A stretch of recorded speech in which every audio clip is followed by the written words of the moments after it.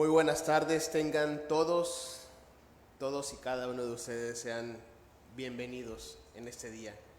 También a las personas que nos ven por medio de las redes sociales, también sean todos bienvenidos. Vamos a iniciar en este culto que tradicionalmente llamamos culto de segunda hora. Y vamos a hacerlo con una oración, así que les voy a pedir que por favor nos pongamos de pie.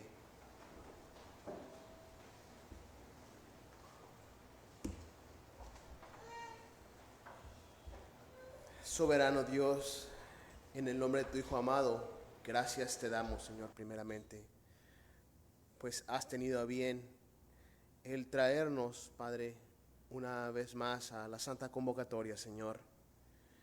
Rogamos, Padre, que ante todo, Señor, sea tu nombre glorificado.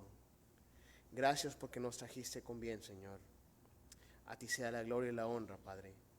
Rogamos, Señor, que estén dispuestos, Señor, nuestros corazones, Padre, para recibir tu palabra, Señor.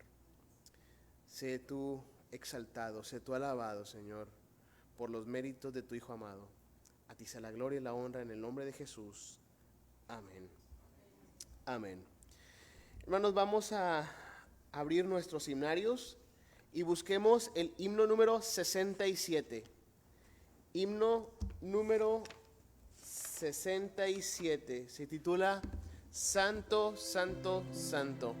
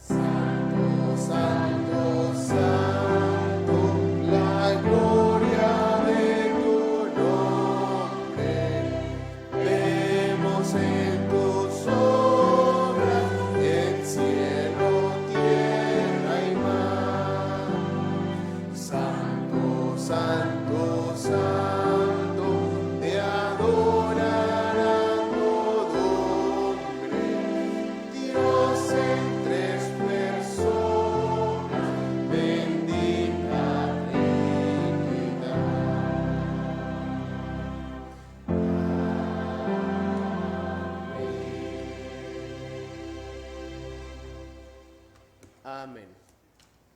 Amén. Ahora vayamos al himno número 27. Himno número 27. Señor, ¿quién entrará?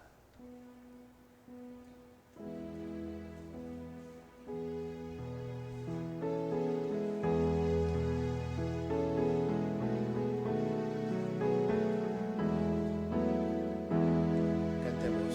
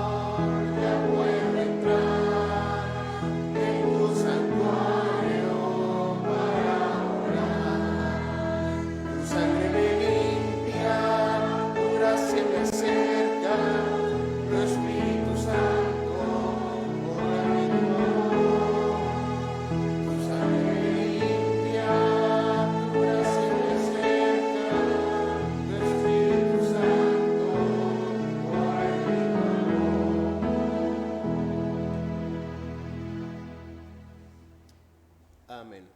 Amén. Vayamos ahora, hermanos, a las Escrituras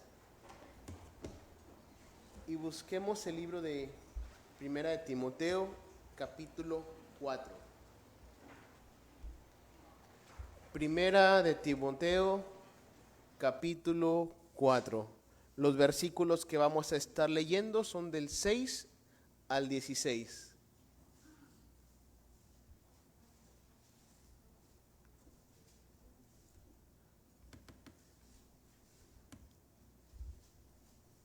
Repito, Primera de Timoteo, capítulo 4, versículos 6 al 16. Dice la palabra de nuestro Dios así: si esto enseñas a los hermanos, serán buen ministro de Jesucristo, nutrido con las palabras de la fe y de la buena doctrina que has seguido. Desecha las fábulas profanas y de viejas, ejercítate para la piedad, porque el ejercicio para poco es provechoso, pero la piedad para todo aprovecha, pues tiene promesa de esta vida presente y de la venidera.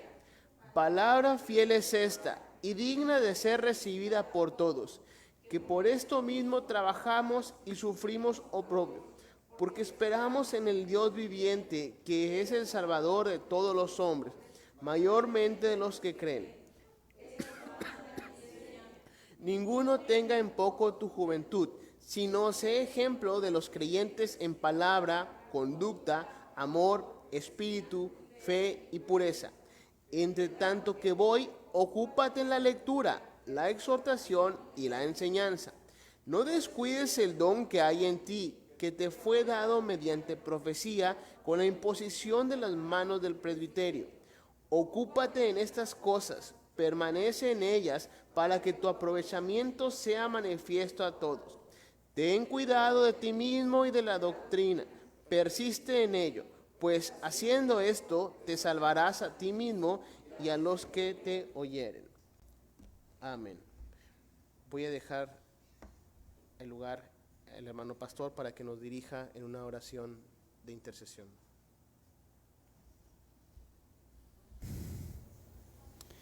Soberano Dios, en el nombre de Jesucristo, queremos dirigir, Señor, nuestros afectos en esta oración corporativa que tengo el altísimo honor, Señor, y grande responsabilidad, para lo cual, Señor, soy insuficiente. Apelo, Señor, a la intervención de tu Santo Espíritu que guíe esta oración que eleva esta iglesia a ti, Señor. En el nombre de Jesús, quieras tú, Señor, responder conforme a tu propósito eterno. Queremos darte gracias, Señor. Gracias por el fiel cumplimiento de tus promesas. Gracias, Señor, porque podemos decir que hasta aquí, Señor, nada ha faltado. Tú nos has dado, Señor, lo necesario, incluso los tiempos, Señor, de aflicción en los cuales fuimos hechos conscientes de nuestra dependencia de ti. Gracias, Señor, por proveer el sustento de nuestros espíritus, Señor, pues todavía creemos, Señor, todavía nuestros corazones palpitan sintiendo y anhelando tu comunión cada vez más estrecha, Señor. Y sabemos que esa es la obra de preservación, es la obra de intercesión que nuestro Salvador hace en favor de esta iglesia, Señor. También gracias porque hemos dispuesto, Señor, de todas las cosas necesarias para nuestro cuerpo y para el bienestar de nuestros hijos, de nuestros cónyuges, Señor. Gracias, Padre Dios, por permitirnos ser parte de una iglesia local, constituida según el orden que exhiben tu palabra, Señor. Conforme a tu santa y bendita voluntad, continúa, Señor, tu obra en esta iglesia. Tenemos necesidades, Señor, debilidades y carencias que queremos, Señor, con tu ayuda, Señor, corregirlas. Queremos ser la iglesia que tú revelas en tu palabra. Que nuestra belleza, Señor, nuestra hermosura sea la santidad, la humildad, la dependencia, el reconocimiento de nuestra nada, Señor, la confesión de que nuestro todo está en ti. Confiamos, Señor, en que tu obra siga haciéndose en nosotros.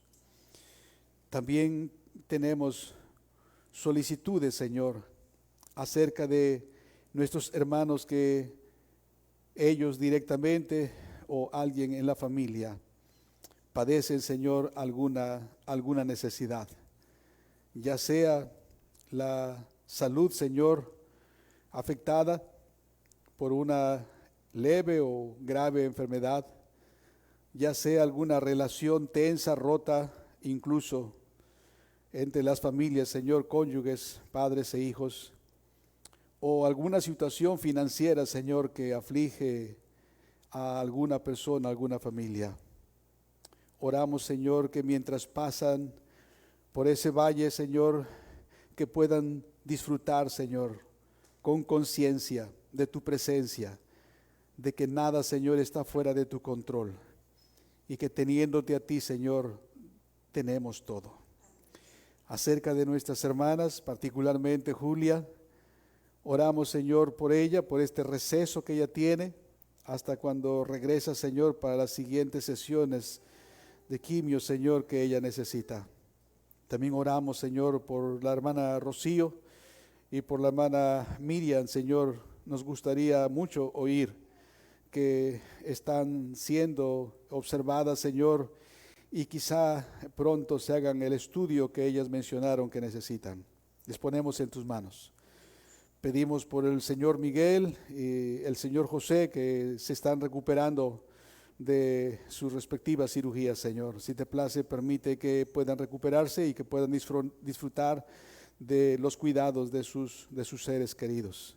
Oramos por ellos en el sentido que puedan ser conscientes de lo frágil, de lo inseguro, de lo incierto que es la vida humana, y que si no creen en Cristo no están preparados para vivir, tampoco para morir. Y que si murieran en esa condición, Señor, su estado eterno sería de condenación, fuera de tu presencia, lejos de tu amparo.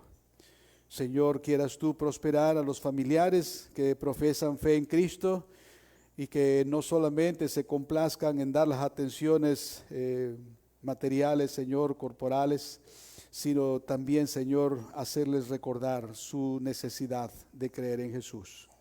Señor, gracias por este momento otra vez, por este culto en el cual nos permites participar. Queremos leer tu palabra, cantar tu palabra, orar conforme a tu palabra y escuchar tu palabra para que ella llene nuestras mentes y nuestros afectos, Señor. Y de esa manera nos habilite para vivir de una manera, Señor, que te adoremos, que te alabemos en todo lo que hagamos. Que así sea, Padre Dios. Que así sea, Señor, lo pedimos en el dulce nombre de Jesús, en sus santos méritos. Amén. Amén. Amén. Volvamos a nuestros himnarios y esta vez vayamos al himno número 344. Himno número 344, mi Salvador en su bondad.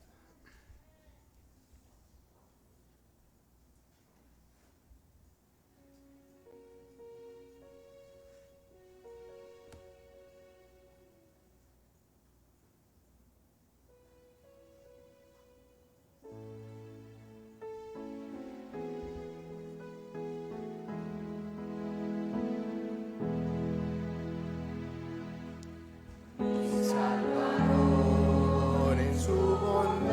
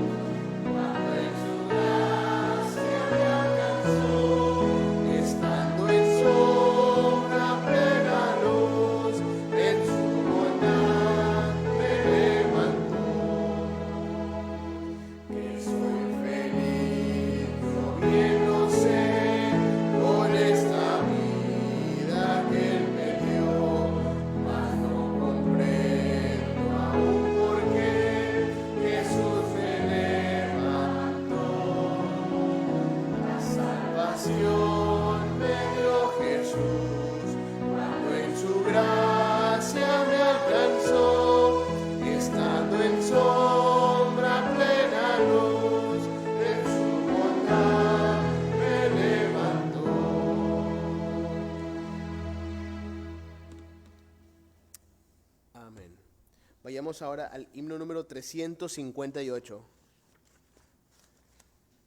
Himno número 358, Al andar con Jesús.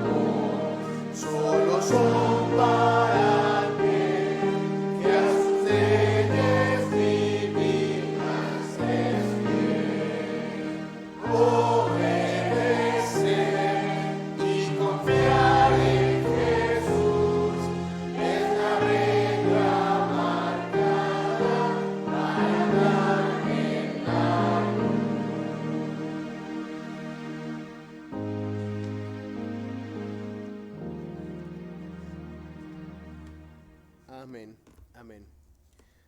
Vayamos a un himno más. Este es el número 291. Pon tus ojos en Cristo. Repito, número 291. Pon tus ojos en Cristo.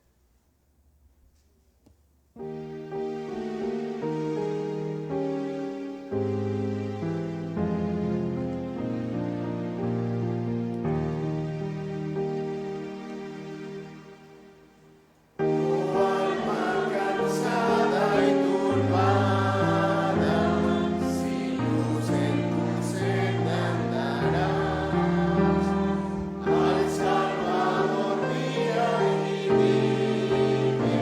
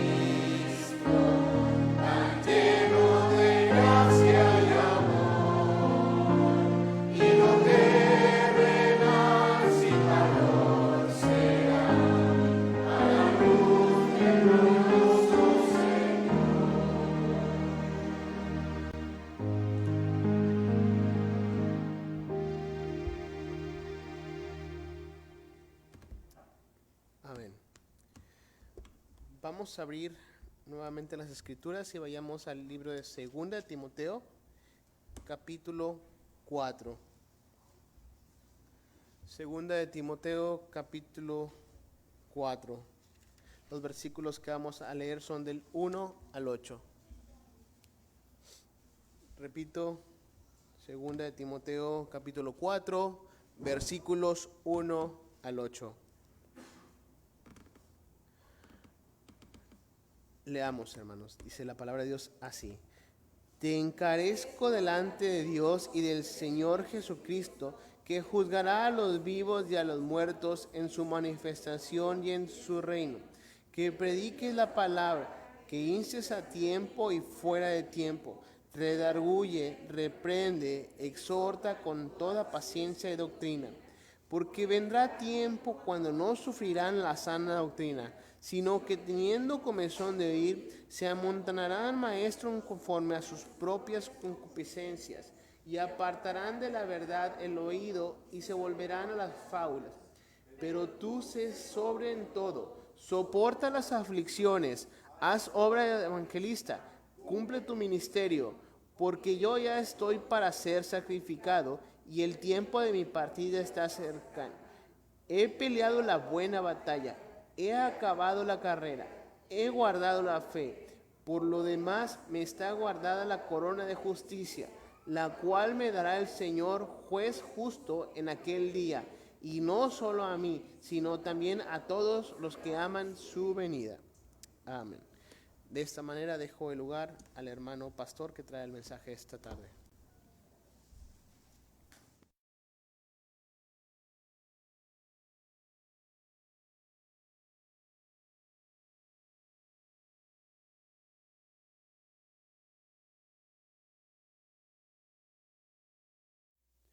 Por favor, hermanos, tomen sus asientos.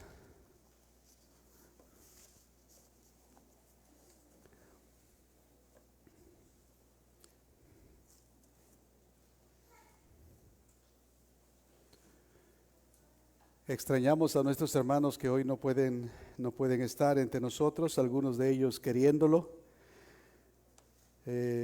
Hermanos, les saludo y quiero que sepan que les extrañamos. Ojalá nos estén siguiendo ahora o más tarde puedan ustedes participar de este acto de adoración pública que la iglesia está elevando a nuestro Dios y Señor. Hermanos, quiero pedirles de favor que busquen en sus Biblias en Efesios capítulo 4 y presten atención a la lectura que haré de los siguientes versículos. Efesios 4, comienzo en el verso 11. Y él mismo constituyó a unos apóstoles, a otros profetas, a otros evangelistas, a otros pastores y maestros, a fin de perfeccionar a los santos para la obra del ministerio, para la edificación del cuerpo de Cristo, hasta que todos lleguemos a la unidad de la fe y del conocimiento del Hijo de Dios, a un varón perfecto, a la medida de la estatura de la plenitud de Cristo. Oremos. Soberano Dios, una vez más en el nombre de Jesús, concede, Señor, que la exposición de tu palabra sea, Señor, clara, sencilla, en tu poder y conforme a tu propósito. Concede, Señor, que pueda hablar con el santo denuedo que tú extiendes, Señor, a tus siervos. Y también, Señor, que concedas que haya la disposición, Señor, de una escucha expositiva para procurar el beneficio de lo que oirán.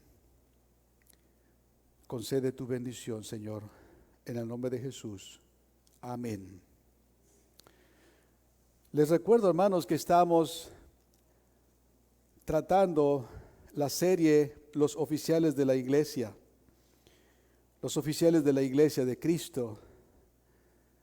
Y esto debido a que ya pasaron varios años en que propusimos a dos de nuestros hermanos como participantes del ministerio de esta iglesia, y pensábamos que el año pasado, si no los dos, por lo menos uno sería reconocido como un nuevo anciano, un don de Cristo para el bien de esta iglesia.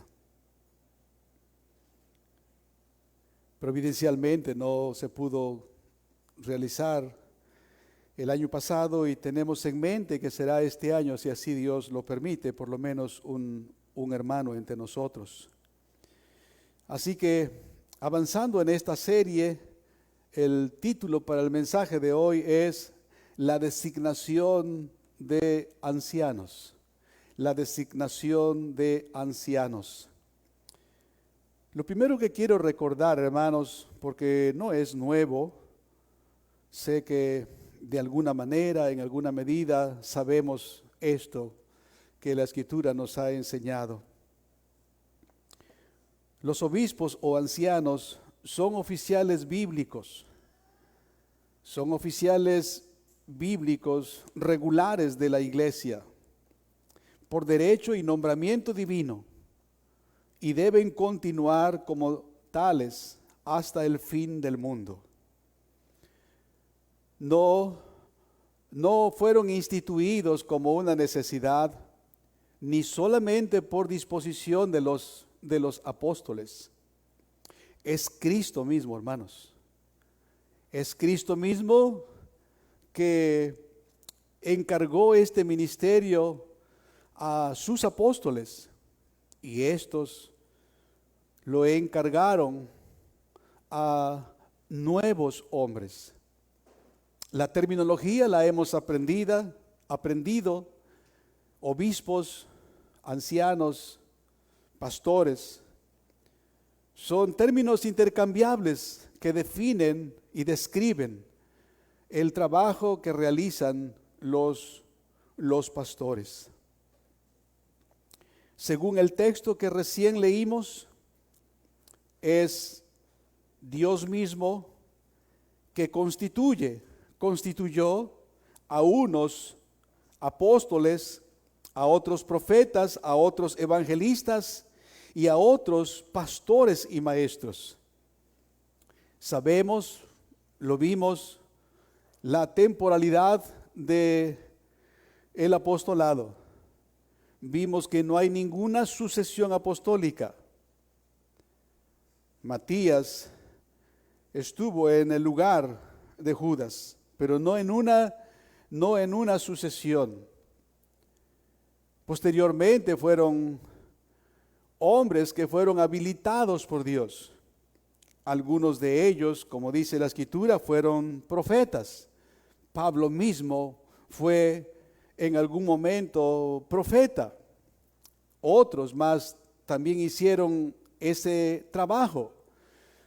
Ágabo, que se menciona en las Escrituras, entre otros, hicieron o ejercieron el ministerio de profecía, porque no estaba escrito el Nuevo Testamento.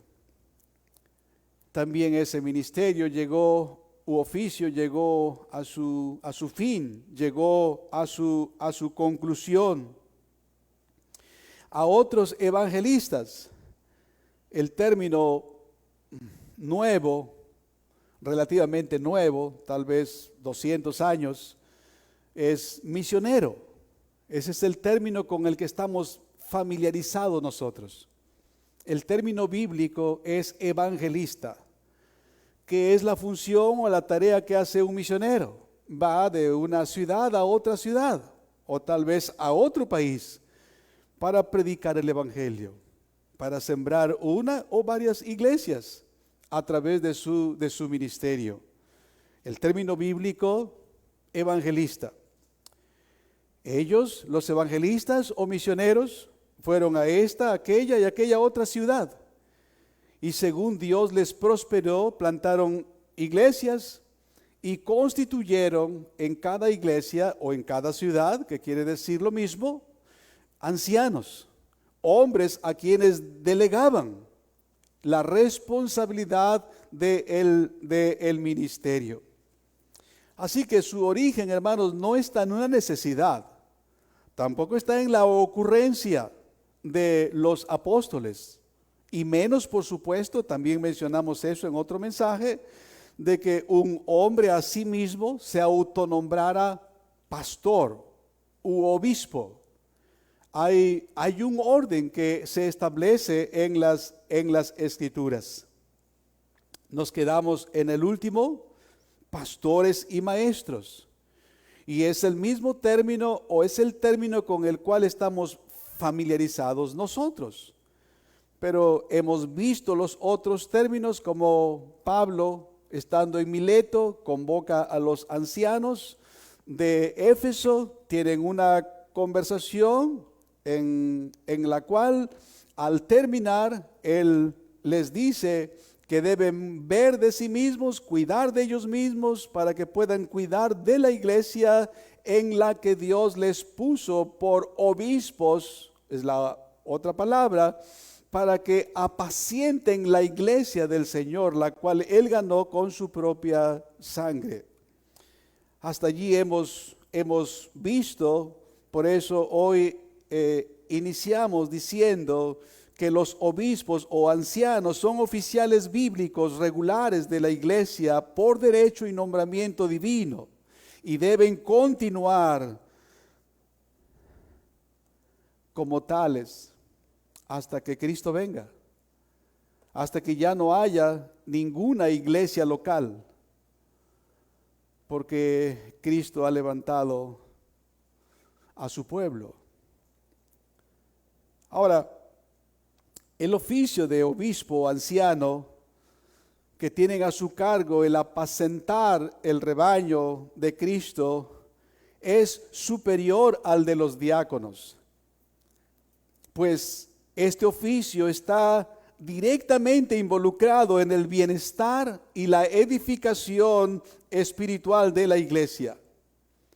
Y no nos costará nada concluir que el cuidado y la conducta de las almas de los hombres trasciende el cuidado del hombre exterior y las provisiones de su vida temporal. Como hemos visto el diácono tiene una responsabilidad para tratar algunos aspectos exteriores de la vida humana, procurando el beneficio de los que menos tienen en la congregación y la distribución, la repartición, cuando hay la ocasión y la oportunidad de compartir al que menos tiene o suplir alguna necesidad. Es en ese sentido que su ministerio, su oficio, se canaliza más por el cuidado del hombre exterior. Es en ese sentido que el oficio de obispo o anciano tiene relevancia, pues se ocupa del bienestar espiritual, del bien del alma. Podemos concluir entonces que la tarea de los ancianos es atender con buen ánimo el cuidado espiritual de las almas que Dios ha puesto bajo su ministerio. Ellos tienen una autoridad delegada. No hay oficio sin autoridad. Ellos tienen una autoridad delegada por Cristo, pues Cristo los llama, los habilita y los envía para que en su nombre se ocupen del ministerio de la oración y la palabra, velando por aquellos que les son dados para cuidar de ellos como quienes han de dar cuenta, según el escritor a los Hebreos, capítulo 13 y el versículo 10 y 17. Ahora, hermanos, Considerando nosotros que tenemos la bendición de contar con dos hombres ya por algunos años que participan en el ministerio de la instrucción, de la predicación, de la enseñanza y también en ocasiones en la toma de algunas decisiones, y que estamos muy cerca, a 4 meses de concretar para nosotros con gran gozo y con santa expectación el que Dios nos dé un hombre más como un don de su gracia para nuestro provecho como iglesia. Ahora, ¿cuál es el requisito o el prerequisito espiritual para la designación de un nuevo anciano? Según la confesión 1689, en el capítulo 26 y el párrafo 9, allí tiene algunas palabras clave que yo he estado yendo para consultar, y yo quiero citar algunas de ellas allí. Así que el prerequisito espiritual de la designación para un oficio en la iglesia se expresa en las palabras que se contienen allí. 1689, capítulo 26 y el párrafo 9 dice: cualquier persona que ha sido cualificada y dotada por el Espíritu Santo para el oficio de obispo o anciano en una iglesia. Esto es tomado de Efesios 4:11 particularmente, donde dice: Él mismo constituyó a unos apóstoles, a otros profetas, a otros evangelistas, a otros pastores y maestros.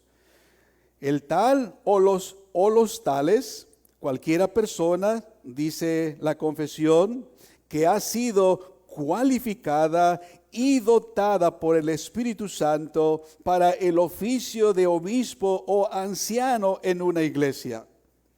Ahora, es posible que uno o varios hombres en una iglesia quieran ser ancianos. O la palabra que usa Pablo en 1 Timoteo: si alguno anhela obispado, buena obra desea. Sin embargo, eso no es suficiente. Debe existir el prerequisito. Es decir, que el Espíritu Santo le habilite. Como ya hemos visto en el texto de 1 Timoteo capítulo 3, versículos 1 a 7, las cualidades que allí se demandan para cada hombre, y también Tito capítulo 1, versículos 5 a 9, donde se nos dice cuáles son las cualidades que cada hombre que aspira a este honor, este privilegio, debe reunir en sí. Ahora, cuando alguien expresa que quiere serlo, es el pastor o el anciano o los ancianos, si hay varios, que deben observar la vida de tales hombres. Y tal vez al observar que reúnen las condiciones que demanda la Escritura, les van a orientar o les van a animar, o tal vez van a decir que es tiempo de esperar, que es mejor esperar un tiempo. Y esto, queridos hermanos y hermanos que nos ven a distancia, no es nada popular ser un pastor. Algunas personas piensan que es una manera de vivir fácil, una manera fácil de ganarse la vida. No lo es así. Tampoco es como que cualquiera que quiera, él va a hacer. Tampoco es así. Estoy de acuerdo que hay lugares en que así es. Como decíamos en un mensaje, hay un hombre que tiene facilidad para hablar, que tiene cierto liderazgo, y algunas personas en la iglesia están prestas para escucharle. Y alguien le dice: oye, pero tú estás habilitado, oye, que tú sabes, oye, que tú hablas bien, ¿y por qué no tienes un lugar prominente? Bueno, debe de ser porque el pastor pues no te permite brillar, proyectarte como tú podrías hacerlo. El tal hombre va a escuchar y es muy probable que en poco tiempo tenga una comunidad fuera. Eso ha pasado. Quizá ustedes conocen en alguna ocasión un caso semejante, pero conforme a la Escritura no es así.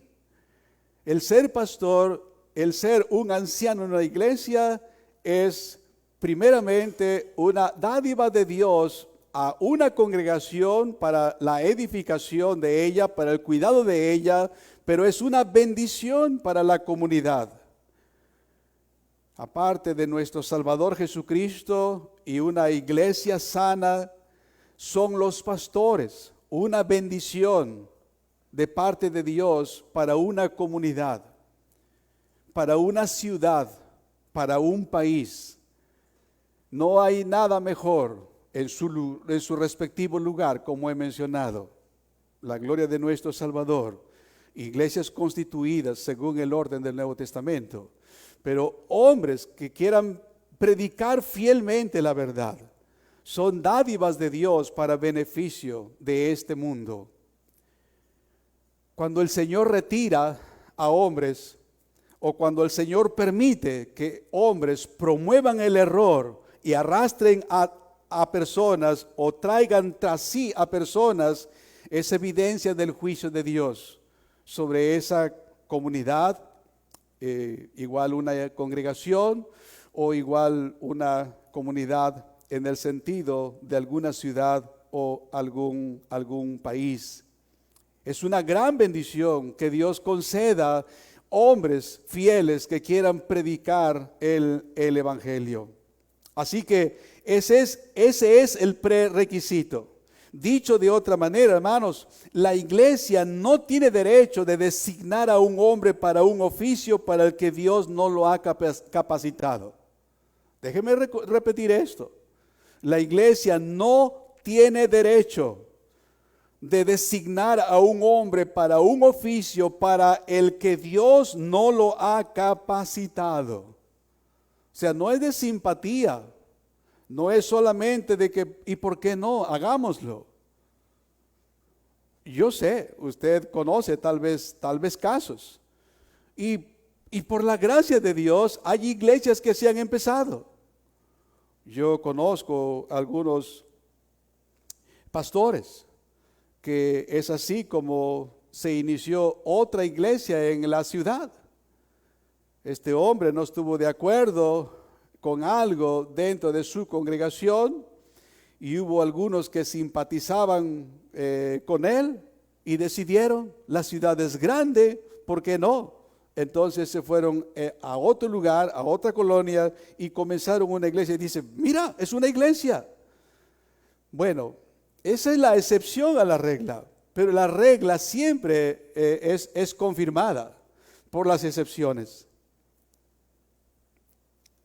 El que se hagan así las cosas, hermanos, no es la regla, no es como debiera hacerse.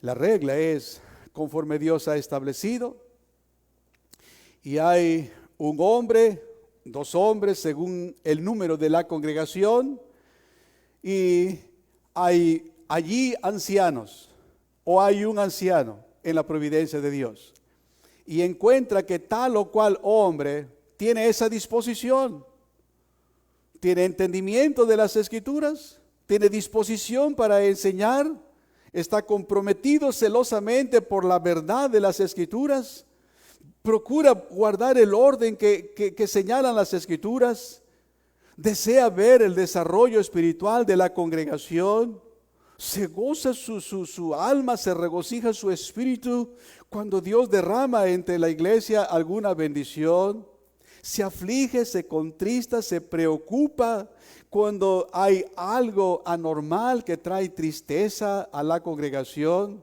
Es un hombre que tiene un corazón pastoral sin ser un pastor. Entonces el anciano o los ancianos, es decir, los pastores existentes, pueden observar a tal hombre y él o ellos van a recomendar a la iglesia.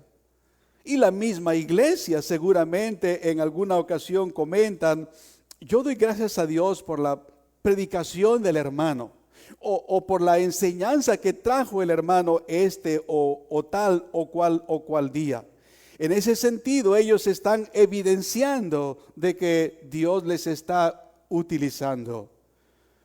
Como hemos visto, no todos los que enseñan, no todos los que predican pueden serlo, pero algo indispensable es que puedan enseñar, que sean pastores maestros, que tengan la habilitación de enseñar. Como vimos en un mensaje, los diáconos también tenían conocimiento y predicaron, algunos de ellos. Particularmente tenemos datos de Esteban y de Felipe.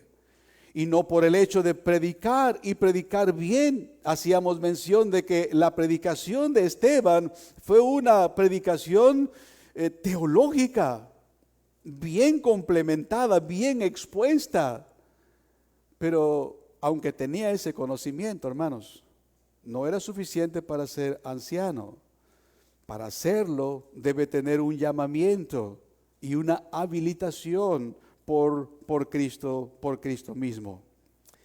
Así que la manera designada por Cristo para el llamamiento de cualquier persona que ha sido cualificada y dotada por el Espíritu Santo para el oficio de obispo o anciano en una iglesia es que sea escogido para él mismo por común sufragio de la iglesia. Estoy leyendo el párrafo 9 del capítulo 26, usted puede verificar allí en su himnario. Solo he leído una parte de este párrafo. Y este párrafo, hermanos, nos da dos características esenciales acerca de la designación. Y las dos características que se mencionan ahí son elección y ordenación o imposición de manos. Elección y ordenación o imposición de manos. Así que trato de explicar la primera característica, el término elección. El término elección se utiliza solo para resumir lo que quiere decir la confesión cuando afirma que el llamamiento a un oficio en la iglesia debe ser por común sufragio de la iglesia misma. Usted está leyendo eso allí, si está siguiendo la 1689. Ahora, con esto queremos decir que nadie puede ser designado para un oficio en la iglesia sin el consentimiento de la iglesia. Nadie puede ser designado para un oficio en la iglesia. Hablamos de dos, ¿verdad? Aunque ahora estamos enfatizando el de obispado, obispos y diáconos. Pero nadie puede ser designado para un oficio en la iglesia sin el consentimiento de la iglesia misma. Los ancianos de la iglesia no pueden designar a un hombre para ser anciano sin el consentimiento de la iglesia.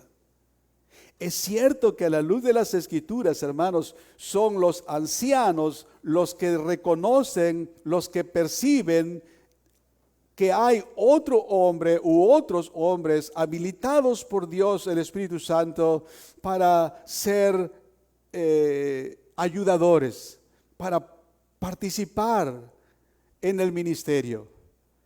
Y ellos pueden, de hecho, ese es el procedimiento. Ellos van a recomendar a la iglesia. Pero la iglesia es la última autoridad, hermanos. Es la iglesia, la gloriosa desposada de Cristo. Eso es muy, muy importante. En algunos lugares se considera que el anciano o los ancianos tienen una autoridad superior a la iglesia, pero no es así. Sí, ellos tienen autoridad delegada por Cristo para dirigir, para guiar, supervisar, para enseñar, para instruir, para amonestar. Pero no para enseñorearse sobre aquellos que están a su cargo o a su cuidado. Entonces, seguir esta directriz, hermanos, es muy, muy importante. Señalamos y ratificamos que la autoridad máxima se encuentra en la iglesia y será en un acto de armonía entre los ancianos existentes que hacen la recomendación a la iglesia y la iglesia, siguiendo el consejo de sus ancianos, reciben con buen agrado, reciben con gusto. Y cuando hay esa unidad armoniosa de propuesta del pastor presente o pastores presentes y la iglesia respondiendo, diciendo, sí, eso es verdad, hemos orado por eso. Cuando hemos orado, Señor, envía obreros a tu mies, ciertamente estamos pensando en las necesidades de otras colonias, ciudades, naciones, pueblos, lenguas. Pero estamos previendo primariamente en nuestra congregación que Dios levante hombres que sean habilitados y llamados por Cristo para ser ellos predicadores, pastores que edifiquen, que cuiden el rebaño de Cristo.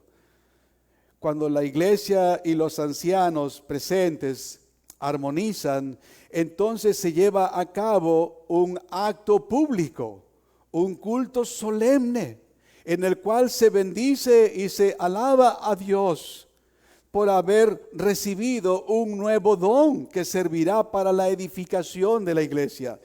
Y muy posiblemente en un tiempo ese hombre o alguno de esos hombres podría ser comisionado, enviado para hacer obra de evangelista fuera de nuestras fronteras. A eso se refiere la Escritura cuando habla de común sufragio. No está refiriéndose a que levantemos nuestras manos y decimos si estamos de acuerdo. No hay ningún ejemplo en las Escrituras. No hay ningún ejemplo en las Escrituras que haya sucedido eso. Aquí están los hermanos García y Hernández. Y necesitamos un nuevo hermano, otro hermano que nos ayude. ¿Cuántos votan por el hermano García? ¿Cuántos votan por el hermano Hernández? No hay ningún ejemplo, hermanos, en las Escrituras. Cuando se habla del sufragio común de la iglesia, como dice la 1689, está diciendo que se buscará la unidad y la unanimidad de la iglesia.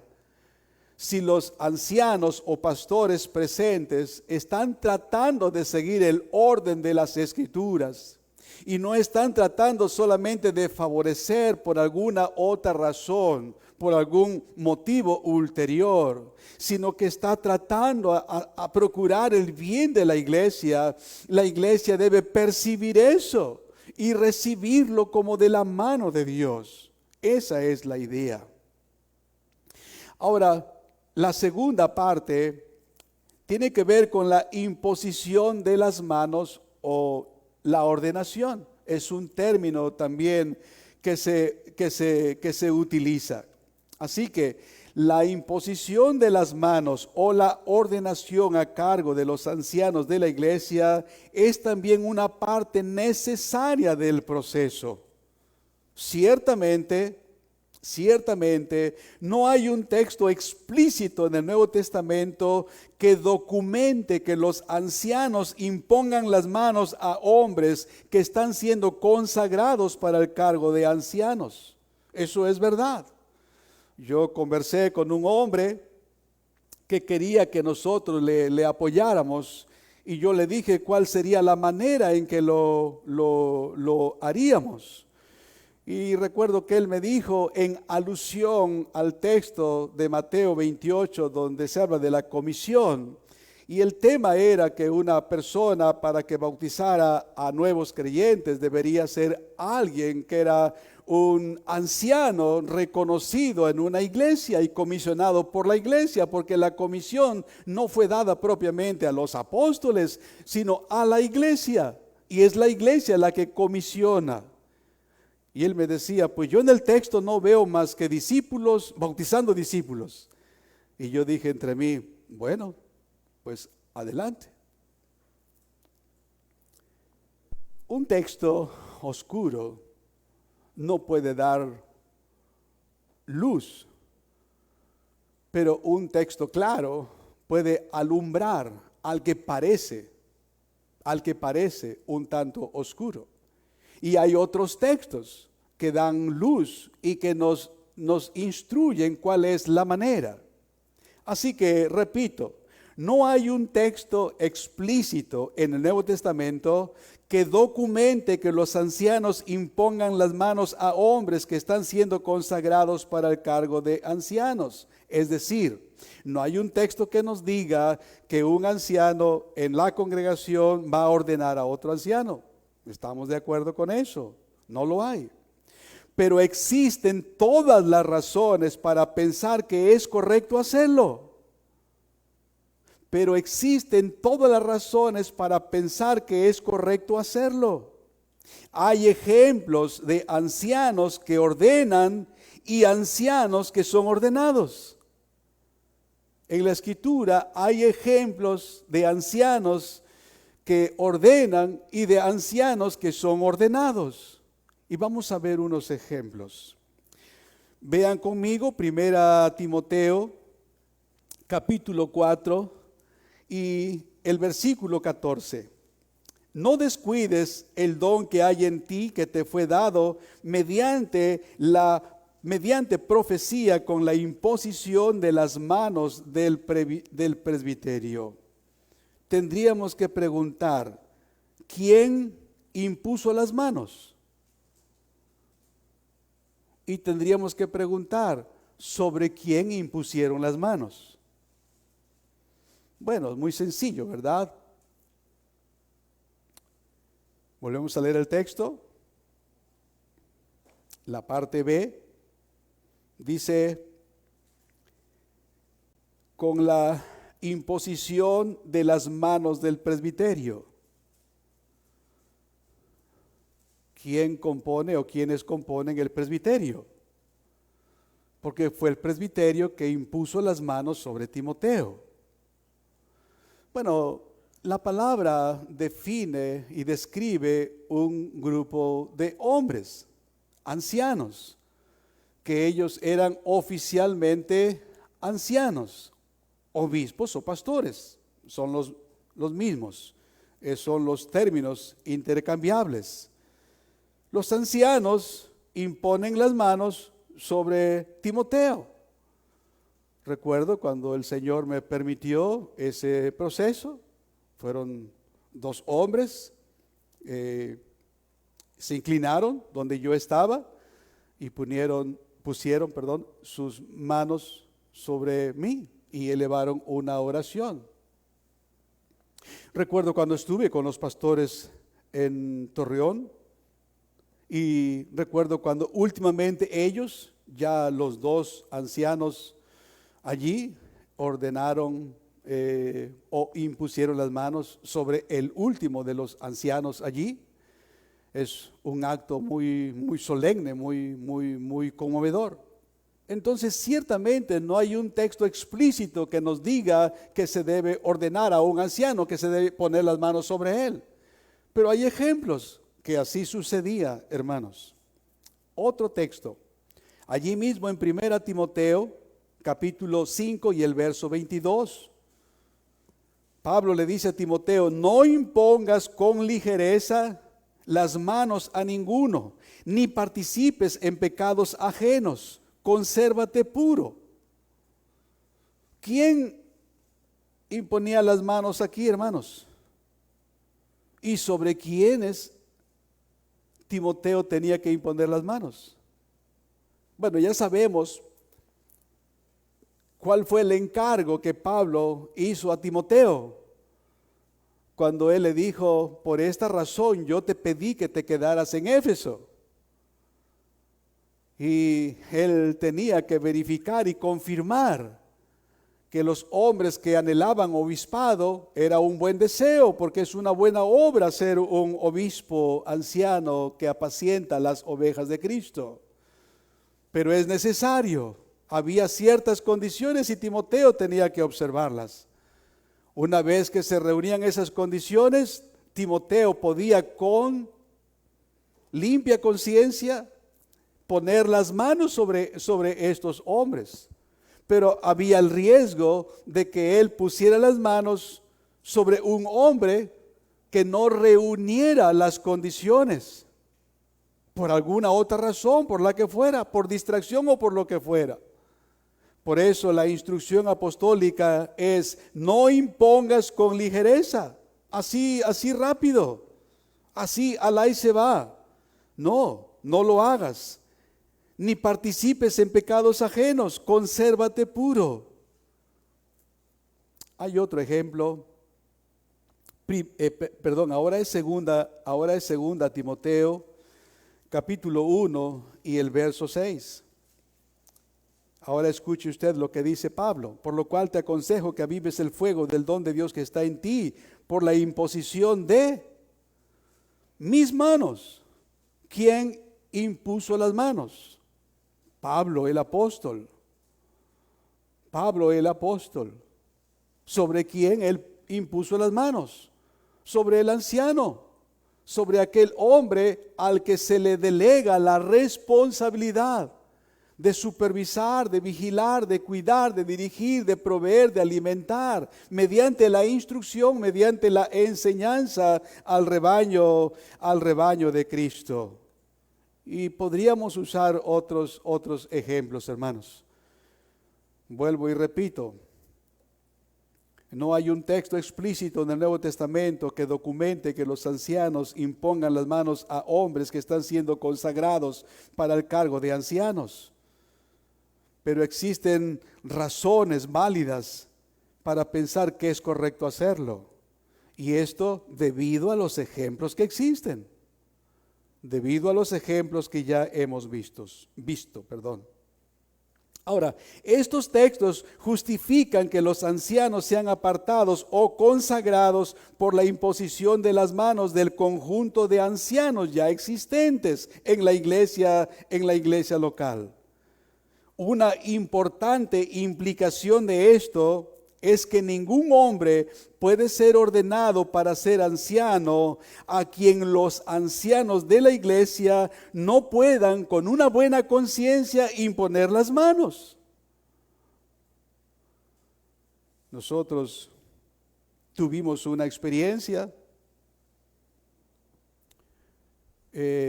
con el pastor en Ciudad Victoria.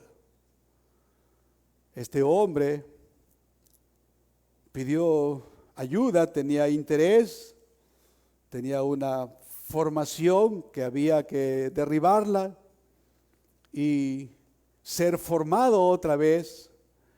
El Señor obró con él, tuvo la disposición humilde. Él nunca pensó que yo tomaría su lugar, porque además no quería tomar su lugar.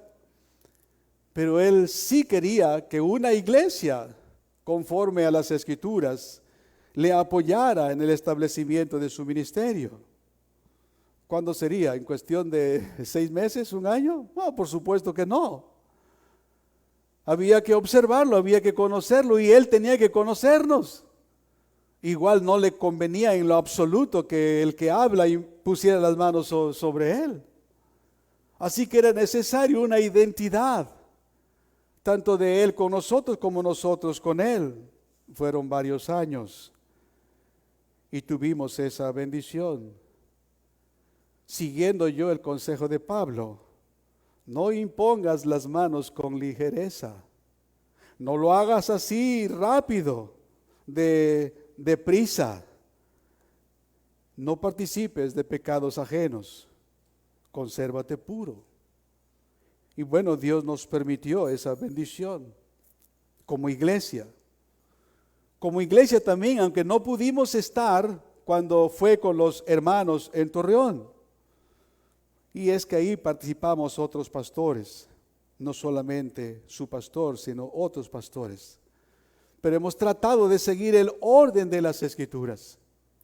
En ese sentido, hermanos amados, estamos viendo la manera en cómo Cristo designa nuevos dones para la edificación de la iglesia y la manera en que la iglesia misma, con su anciano o ancianos existentes, puede llevar a cabo esta tarea. La iglesia y sus ancianos deben ponerse de acuerdo en la designación de todo nuevo oficial, ya sea obispado o ya sea diaconado. Pablo el apóstol dio instrucciones a Tito y a Timoteo acerca del reconocimiento de futuros ancianos que se encargarían del cuidado y supervisión de la iglesia mediante la enseñanza de las Escrituras, la enseñanza fiel del Evangelio. La instrucción no es dada a la iglesia para que la iglesia tome la iniciativa. La instrucción es dada a los ancianos, caso concreto, Tito como delegado apostólico, Timoteo como comisionado por el apóstol Pablo. Ellos tenían que instruir a la iglesia y en sí mismos ellos no tenían la autoridad para hacer lo que ellos quisieran. Siempre, hermanos, la autoridad máxima está en la congregación, en la iglesia. Y esto es maravilloso si se refuerza, ¿verdad? O si se armoniza en una tarea humilde, dependiente de Dios, de su o sus ancianos, y la iglesia que amorosa y efectivamente los reconoce. Ese es el ideal, hermanos.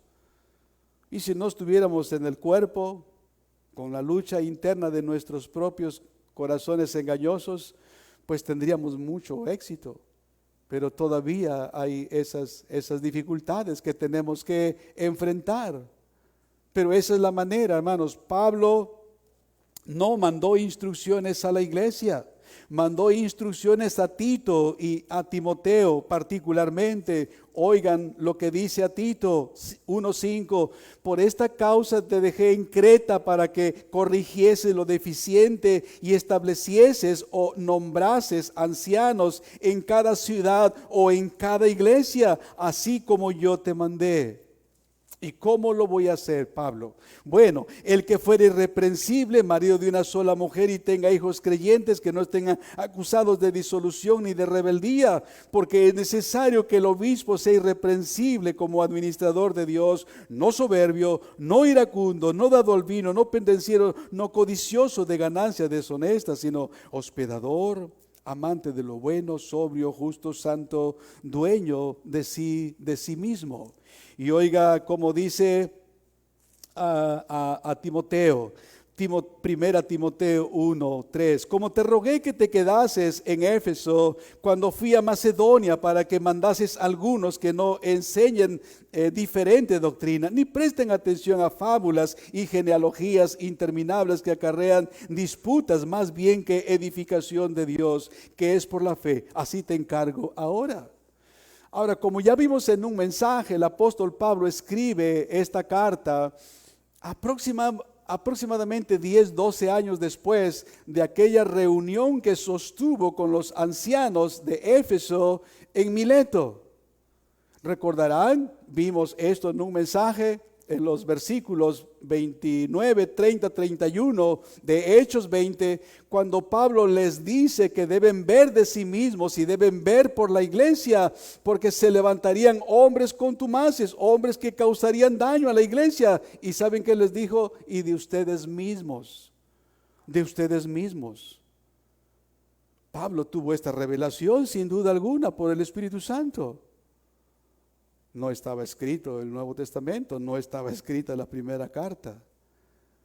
Pero cuando él escribe, está realmente confirmando: esto es lo que está pasando. Y Timoteo recibe esas instrucciones y tenía que aplicarlas. Nada fácil, ¿verdad? De hecho, no era un adolescente, por supuesto, pero era un hombre joven. Un hombre de 40 años, un hombre de 60 años, 55, 65 años, pues es un hombre grande para un joven de 40. Y parecía que el hombre mayor de 60 quería enseñorearse o menospreciar a este, que no era un adolescente, repito, pero era joven. en comparación a otros. Y él tenía que confrontarlos. Y él tenía que procurar seguir la instrucción apostólica. Y hoy nosotros seguimos la instrucción apostólica, tal como lo tenemos en los registros.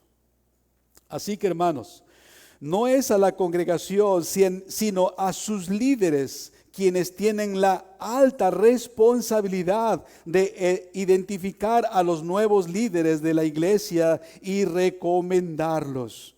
Por ejemplo, el apóstol Pablo le dice a Timoteo, segunda a Timoteo capítulo 2 y el verso 2 dice: lo que has oído de mí ante muchos testigos, esto encarga a hombres fieles que sean idóneos para enseñar también a otros.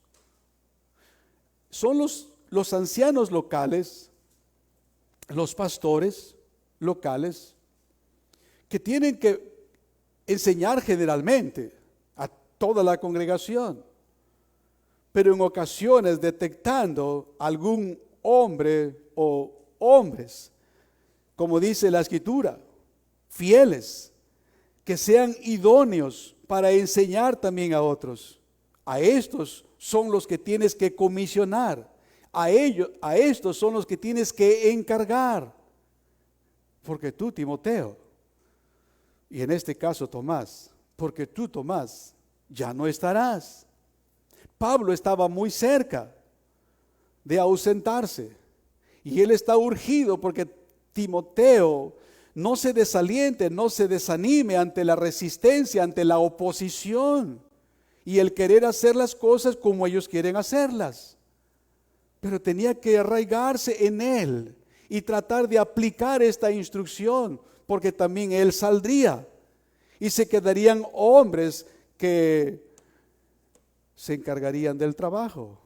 Así que él tenía que observar que fueran hombres fieles, hombres idóneos. Es así como lo hicieron. El ejemplo que tenemos en la obra misionera o evangelística es allá en Hechos capítulo 14 y el versículo 23, que dice así: y constituyeron, otro término apropiado es nombraron, y constituyeron ancianos en cada iglesia, y habiendo orado con ayunos, los encomendaron al Señor en quien habían creído. No fue la iglesia la que nombró o reconoció así simplemente porque sí. Siempre fueron ellos, los evangelistas o los ancianos residentes, los pastores. Los términos que se usan es de facto o de juré. Los ancianos de facto son los que están en misiones haciendo obra evangelística. Allá donde Dios les bendice y les prospera y plantan una nueva iglesia, este anciano de facto o misionero que está haciendo el trabajo allá, él es el que va a recomendar a la nueva congregación al hermano tal, para que él se encargue del trabajo, porque él tendrá que regresar o continuar su viaje, tal vez a otro lugar, para procurar plantar otra iglesia. El otro término es de iure o juré, es decir, el anciano de juré es el anciano que está establecido. Los ancianos de juré son los que están establecidos. Y ellos son los que, observando en su congregación, la iglesia de Cristo, a hombres a los que Dios ha habilitado, ha cualificado y está llamando para el ministerio, para poder decir a la iglesia: hermanos, esta es la recomendación. Y obviamente la autoridad que prevalece, hermanos, es la autoridad de la iglesia. Pero habiendo alcanzado un acuerdo armonioso en el sentido de la recomendación y en el sentido de la aceptación, y si se alcanza un acuerdo armonioso, y eso es lo que buscamos, hermanos, y eso es lo que esperamos, lo celebraremos con mucho gozo. En un solemne culto, un culto público de la iglesia, con gozo y gratitud a Dios por su fiel provisión para el cuidado de sus almas, recibirán al nuevo anciano mediante la imposición de manos de los ancianos ya existentes. Y tal vez si tenemos uno u otros ancianos, podemos invitarles a que pasen y también ellos pongan sus manos sobre nuestro hermano o nuestros hermanos. Sin duda, hermanos, será una bendición y será un acto solemne para la iglesia que fielmente quiere seguir el diseño de Cristo. De esa manera, la Escritura nos instruye y lo corrobora la confesión, el capítulo 26 y el párrafo 9 al que hemos hecho alusión, cómo la iglesia designa a sus ancianos, que son dados por Cristo, habilitados, cualificados por Cristo, reconocidos y recomendados por los ancianos existentes. Y la iglesia en un culto solemne dice: Señor, gracias, gracias, porque puede ser que el anciano mayor sea sacado y habrá quien continúe el ministerio de la iglesia. Siempre habrá ancianos hasta que Cristo venga y saque a la última iglesia local para reunir el número indefinido de los santos en gloria. Que Dios bendiga su palabra. Que Dios nos prospere conforme a su santa y bendita voluntad. Amado Dios, conforme a tu santa y bendita voluntad, quieras tú prosperar, Señor, tu obra institucional en este mundo, en este país, nuestro país, en nuestra zona, particularmente en nuestra iglesia. Hay mucha indisposición, Señor, a seguir el consejo de tu santa palabra. Hay una rápida disposición, Señor, a presuponer y a actuar, Señor, según uno lo cree conveniente. Pero tenemos el libro, tenemos las instrucciones, Señor. Concédenos la gracia para observarlas, siguiéndolas, Señor, conforme, Señor, a nuestro entendimiento. Y concédenos ampliarlo, Señor, que no nos contentemos con lo que tenemos, que procuremos más y más, porque el conocimiento de tu palabra nos revela la dulzura, la belleza, la hermosura y el poder de nuestro bendito y glorioso Redentor, tu Hijo amado.